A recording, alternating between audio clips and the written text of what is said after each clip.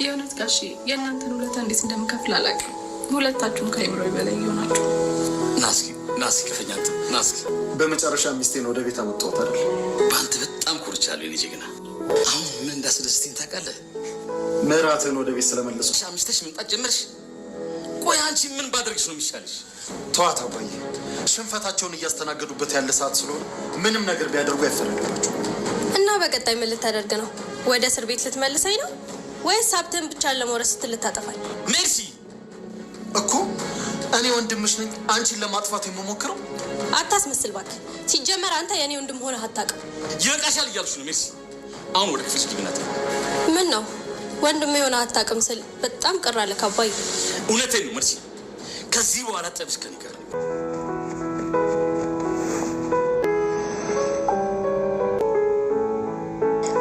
አደረግኩ አይደል? ዝራ ምን ያንወደዋል? አደረግልኝ አደረግኩት።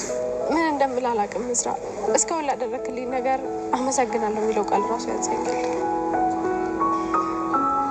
እባክሽ ፍቅር፣ ዛሬ የምንደሰትበት ቀን ነው እንጂ የምናለቅስበት ቀን አይደለም። አታልቅሽ።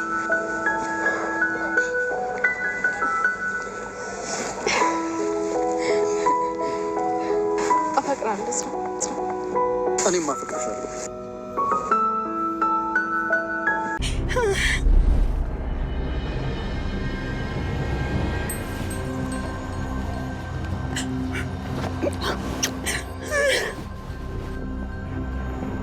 በስተ መጨረሻም እንግዲህ ሀብል ከእስር ቤት ወጥታለች። ቤት ውስጥ ደስታ በደስታ ሆኗል። እናቷም ወይዘሮ ሀና ዛሬ ሀብልን ለማግኘት ቀጠሮ ይዛለች። ታዲያ ሀብልን ልታገኛት ወይዘሮ መነንም ማስመሰሏን እጅግ በጣም አድርጋ ቀጥላለች። ነገር ግን ደግሞ ይሄ ማስመሰሏ እስከምን ድረስ ይቀጥላል የሚለውን አብረን የምናይ ይሆናል። ወዳችሁ ፈቅዳችሁ ቤተሰብ ስለምትሆኑ በጣም አመሰግናለሁ። ቪዲዮን በላይክ ጀምሩ። ሀብል ክፍል 15 ይዤላችሁ ቀርቤያለሁ። ባለፈው ክፍል እንደምታስታውሱት እዝራ ቢንያምን ለማግኘት ፈልጎ ነበር። ነገር ግን ቢንያምን ከማግኘቱ በፊት መጀመሪያ እህቱ ያለበችበትን ቦታ ማወቅ ፈልጎ ኩኩሻን ይዞ ሄዶ ነበር። ነገር ግን ካስቀመጡበት ቦታ አንስተው ወደ ሌላ ቦታ ወስደዋታል እና ጸደ ይህንን ድርጊት እንዳደረጉትም አውቋል። እዝራ ወደ ቤት ተመልሶም በብስጭት እየናረ አባቱን አቶ እስክንድርን እያወራም ነበረ። አቶ እስክንድርም ልጄ ምን ገጠመህ? ጠበቃውን እኮ ዛሬ አግኝቼዋለሁ እያለውም ነበር። ታዲያ እዝራም ሆድ ብሶታልና እንደውም ይሳካልኛል ብሎ ያሰበው ነገር እንቅፋት እንደገጠመው ለአባቱ ይነግረዋል። አባትም ልጄ አይዞህ ይሳካል፣ ጠበቃው ደግሞ ሀብል ምንም አይነት ወንጀል እንዳልሰራች እርግጠኛ ሆኗል። ስለዚህ በቅርቡ እንደምትወጣ 100% እርግጠኛ ነኝ ይለዋል። ይህንን ሲሰማ እዝራ ልቡ ደስ ቢለውም ነገር ግን ደግሞ የቢንያም እህት ወዴት አንስተው እንደወሰዷት ማወቅ አለመቻሉ እጅግ በጣም አበሳጭቶታል። እንደገናስ ደግሞ ለምን ይህንን ድርጊት አደረጉት የሚለው ንዴትና ሀብልን እኔ ራሴ አስወጣሻለሁ ብሏት ስለነበረ ያንን ነገር ባለማድረግ ባለመቻሉ እጅግ በጣም ተሰምቶታል። ታዲያ አባትም ልጄ አይዞህ በርታ፣ እኔ የበኩሌን እያደረግኩ ነው ይለዋል። አዎ ጠበቃውም የበኩልን ያደርግ፣ ነገር ግን አባዬ ሀብልን እኔ እንደምንም ብዬ አስፈታታለሁ አለ በሙሉ ልብ። አጸደ ዛሬም እንደተለመደው ነገር እየጠነሰሰች ትገኛለች። በሜርሲ ጭንቅላት ውስጥ መጥፎ ዘሮችን እየዘራች እዝራን እንድትጠላውና እንደውም ዛሬ ይባስ ብላ አክሲዮኑን ለሷ እንድትሰጣት ለማድረግ ስትል ብዙ መላ ዘዴዎችን እየፈጠረች ትገኛለች። ነገር ግን ደግሞ ሜርሲ አሁን ላይ አባቷንና ወንድሟን አንቅራ ተፍታ ያለችው ከአጸደ ጋር ነው። አጸደ የምትላትን ነገር ለማድረግ ወደ ኋላ አትልም። አጸደ ደግሞ እሷን ተጠቅማ የምትፈልገውን ነገር ማግኘት ነው የፈለገችው። ታዲያ አባቷ እስክንድርም ይህን ነገር ታይ ብሎ መክሯትም ነበር ደጋግሞ። አጸደንም እባክሽ እኛ እንኑርበት፣ ከልጄ ጋር የማወራው ነገር አለን፣ ከኛ ገለል በይ ብሏታል። ሲያወሩ በመሀል መታ ሁልጊዜም ቢሆን መግባት ልማዱ የሆነው አጸደ ዛሬም እንደተለመደው አባት ከልጁ ጋራ ስለታሰረችው ሚስቱ ሲያወራ መታ በመሀል ትገባለች። ታዲያ በመሀል ስትገባም እዝራ ንዴቱ እጅግ በጣም ኑሮ ስለነበረ ተነስቶ የሚፈልጉትን ነገር ካደረጋችሁ በኋላ አሁን መተሽ የምታስመስዩ ምን ልትሆኝ ነው ይላታል። አጸደም አሁንም ድጋሚ ማስመሰሏን ቀጥላለች። በእንባ ታጅባም እኔ እኮ ካለ እናንተ ሌላ ቤተሰብ የለኝም እያለች ያዙ እንባዋን እያፈሰሰች ትገኛለች። እስክንድርም ውሸቷን እንደሆነ ያውቃልና ምንም መልስ ሳይሰጣት ጸጥ ብሎ ተመለከታት። እዝራ ግን ንዴቱ አልተቆጣጠረውም። እንደውም ቆይ በቅርቡ የሆነ ነገር አሳይሻለሁ፣ ያንቺን ያዞ እንባ ማንም ያምንሽ ይመስልሻል ብሎ ከዛ ከአካባቢው ሸሻ እንድትልላት ይጠይቃታል። በሱም እሷ ደግሞ ልትሸሽ አልፈቀደችለትም። እስክንድርም እባክሽ ከልጄ ጋር ማውራውን ላውራበት ሂጅልኝ ይላታል። ተነስታ ግን ሄዳ አሁንም ሌላ ክፉ ዘሯን የዘራችው ሜርሲ ላይ ነበር። ሜርሲን እያለቀሰች እያስመሰለችም ልቧን መብላት ከጀመረች ሰነባብታለች። አሁንም ልቅሷን ቀጠለችና ይኸውልሽ ይሄ ወንድምሽ አሁን እኮ ከአባትሽ ጋር ሂጄ ምሳ ላቅርብላችሁ ብላቸው እንዴት አድርገው እንደላኩኝ ብታቂ፣ ደግሞ ሀብል ልትፈታ ነው፣ እስር ቤት ለመግባት ተዘጋጅ ትላታለች። በዚህ ሰዓት ነበር ሜርሲ በፍጹም ይሄም አይሆንም፣ በራሴ ገንዘብና በራሴ ንብረት በእናቴ ንብረትማ ገብቶ እኔን ወደ እስር ቤት አይጥለኝም፣ ግን እንዴት ልትፈታ ትችላለች ብላ ጥያቄ ታቀርባለች። የምትፈታውማ ለፖሊሶቹ ጠቀም ያለ ጉቦ ከፍሎ አንቺን ወደ እስር ቤት ከቶ እሷን ማስወጣት ነው ስራው አለቻት። በዚህ ሰዓት ታዲያ ባለፈው ያልኩሽን ነገር ምን አደረግሽ ስትላት ምን ነበር ያልሽኝ አለቻት። እዝራን እስከ ወዲያኛው መሸኘት። አጸደ ይህንን ሆን ብላ እያደረገች ያለችው ሜርሲን በወንጀል አጨማልቃ እሷ ደግሞ ከወንጀሉ ነጻ ሆና ያለውን ንብረት በሙሉ በእሷ ስም አዘዋውራላት ህይወቷን ለመግፋት ነው። ነገር ግን ደግሞ ሜርሲ ያልበሰለ ጭንቅላቷ ሁሉን ነገር አምኖ እየተቀበለ ይገኛል። እዝራን ወደፊት ለመሸኘትም ተስማምታለች። ለእዝራ ዛሬ ደስ የሚል ዜና ከፍርድ ቤት ተሰምቷል። ይሄ ዜናም ደግሞ እጅግ በጣም ልብን የማሙቅ ነው። ሀብል እንድትፈታ ቢንያም ቃል ሰጥቷል። ቃሉን ቀይሯል። እንዲህም ይላል፣ እዝራ ያንተና የሀብል ፍቅር እጅግ የሚያስቀና ነው።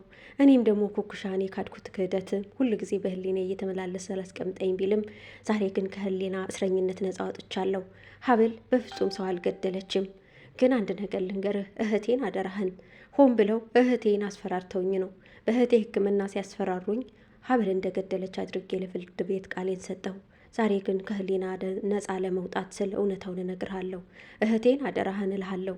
ግን ሀብል ምንም አይነት ሰው እንዳልገደለች ይሄው ደጋግሜ ቃሌ ነው እነግርሃለሁ። ስለዚህ የእናንተ ፍቅር ደግሞ በፍጹም እንዲህ ባጭር መቅረት የለበትምና እውነታው ይሄ ነው። እህቴን ግን ተንከባከብልኝ የሚል ደብዳቤ በእጁ ጽፎ ማህተብ አስብሮ ለፖሊሱ ሰጥቶት ፖሊሱ ደግሞ ለእዝራ ይሰጠዋል። እዝራ ልቡ በሐሴት እየዘለለ ቢሆንም የቢንያም እህት የት እንዳለች አለማወቁ፣ አሁን ደግሞ ቢንያም ሌላ አደራ ስለጫነበት ልቡ እጅግ አዘነ። ግን ደግሞ በሌላ በኩል ሀብል ተፈታ። ሚስቴ ሲላትና ፍቅሬ ሲላት በህሊናው እየሳለ ደስ ምሎታል። ሀዘንና ደስታ ሲደበላለቁ ማለት አሁን ነው። የሚስቱ መፈታት ቢያስደስተውም የቢንያም እህት የት እንዳለች አለማወቅ ግን ሀዘንን ጭሮበታል። ታዲያ ሁለቱም ባንድ የሆነበት እዝራ ተደበላልቆበት ፖሊሱንም አመሰግናለሁ ብሎ ተነስቶ ይቀጥላል። ውጭ ላይ ወጥቶ እየጠበቃት ሀብል ከእስር ቤት ተፈታለች። የኔ ውድ ባል እያለች በናፍቆት እየቀለጠው ልቧን እየተንሰፈሰፈች እየሮጠች አቀፈችው። እዝራም አቀፋትና የኔ ውድ ሚስት ብሎ እስከ ዛሬ ድረስ ከጫጉላ እስካሁን ባለው ድረስ ጠልኋት ነበር የሚኖረው። ዛሬ ግን በአዲስ ፍቅር በአዲስ ማንነት ተቀብሏታል። የኔ ያለም ብሎም የፍቅሩ ንግስት ሊያረጋት በሩን ከፍቶላታል። ተቃቅፎ ለትንሽ ደቂቃ ቆዩ። ቀይ አበባም ተሰጣት። ልቧ በሐሴት ዘለለ። ወደ ቤትም አመሩ። ለነዝራ ደስታ ሲሆን ደግሞ እዚህ ጋር ደግሞ ለነ ሜርሲ ሀዘን ሆኖባቸዋል። አጸደ ወደ ፖሊስ ጣቢያ መርታለች። ፖሊስ ጣቢያ ግን ስትሄድ የገጠማት ነገር ዱብዳ የሆነ ነው።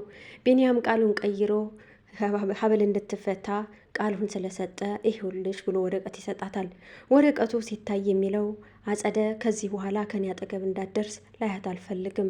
ነገር ግን በእህቴ አስፈራርታኝ ሀብል ሰው እንደገደለች አድርጌ ስለተናገርኩኝ በጣም ይቅርታ ጠይቃለሁ። ግን ከዚህ በኋላ አጸደ የምትባል ሰው ከኔ ጋር እንዳትደርስ ይላል። አጸደ በዚህ ሰዓት የምትይዘው የምትጨብጠው ጠፋባት። ጭራሽ ፖሊስ ጣቢያ መሆኗን ረስታም አይኗንም ማፍጠጥም የሆነ ያልሆነውንም መዘባረቅ ጀመረች። ፖሊሱም በያሁን ቀጥ ብለሽ ከቢሮ ትወጭልኝ ይላታል። ተራዋ እንግዲህ እየደረሰ ነውና ሳትወድ በግዷ ከቢሮ ተነስታ ትወጣለች። ታዲያ ከቢሮ ወጥታ ግን ተመልሳ ሄዳ ያላት አማራጭ ሜርሲን በነገር መሙላት ነበር። ሜርሲን እንደዚህ ያለቻት፣ አክሲዮንሽን ሊወስድብሽ ነውና ወደ እኔ ስም አዘዋውሪው። ሀብል ተፈታለች። አንቺ አደጋ ላይ ነኝ። ወደ እስር ቤት ከመግባትሽ በፊት ወንድምሽ ያንቺን ሀብት ንብረት ከመውረሱ በፊት ለእኔ አውርሽኝ ትላታለች። ስትመለሽና ስትፈች ደግሞ ይዤሽ ጠብቅልሻለሁ ስትላት፣ ነገር ግን ሜርሲ የሆነ ነገር ተጠራጥራለች። ቆይ ለምን? እንዴት ተፈታች? እኔስ አክሲዮኔን ላንቺ አውርሼ በምን ዋስትና አለኝ ትላታለች። እኔን ከጠራጠርሽኝ እንግዲህ አንቺ ታውቂያለሽ። እኔም ዋስትና ስለሌለኝ ነው አክሲዮኑን ምጠይቅሽ። ስለዚህ ነገ ሁሉንም ከሚወስዱብሽ እኔ ጋር ቢቀመጥልሽ ይሻልሻል ብላ ሳመነቻት። እሺ ማለት። በሌላ በኩል ምንን ማስመሰሏን ቀጥላለች። ኩኩሻን ይዛ ሀናን ልታገኝ ወጥታለች። ወይዘሮ ሀና ልጄ ትመጣልኛለች ብላ የናፍቆት ልቧ እየተንሰፈሰፈ ወዲያና ወዲህ እየተንቆራጠጠች ጠበቀቻቸው። ኩኩሻና ወይዘሮ መነንም አገኟት። ታዲያ እውነተኛ ልጇ መስላት አቅፋት በእንባ ታጀበች። ልጄ ናት ብላ ያሰበቻት ልጅ ኩኩሻ ተዝለፍልፋ ወደቀች። ይሄ የማስመሰል ጥጓን በደንብ አድርጋ ታውቀዋለች እና መነን ፈገግም እያለች ዘወር እያለች ማስመሰሏን እሷ ማብራ ቀጠለች። ወይዘሮ ሀና ልጄን አግኝቻለሁ ብላ ልቧ በደስታ እየዘለለ ይገኛል። ሀብል እናቷን ኩኩሻን ብትቀማትም ዛሬ ደግሞ ከእስር ቤት ተፈታ ልቧ በደስታ እየዘለለ አማቷንና ባሏን አቅፋ እንኳን ደህና መጣሽልኝ ልጄ የሚል የአማቷ ፈገግታ ዙሪያውን አጅቧት በቅፉ ውስጥ ሆናለች። ታዲያ በቅፉ ውስጥ ሆና እንደነበረች ነበረ ድንገት ሜርሲ መታ ደስታቸውን ያበላሸችው።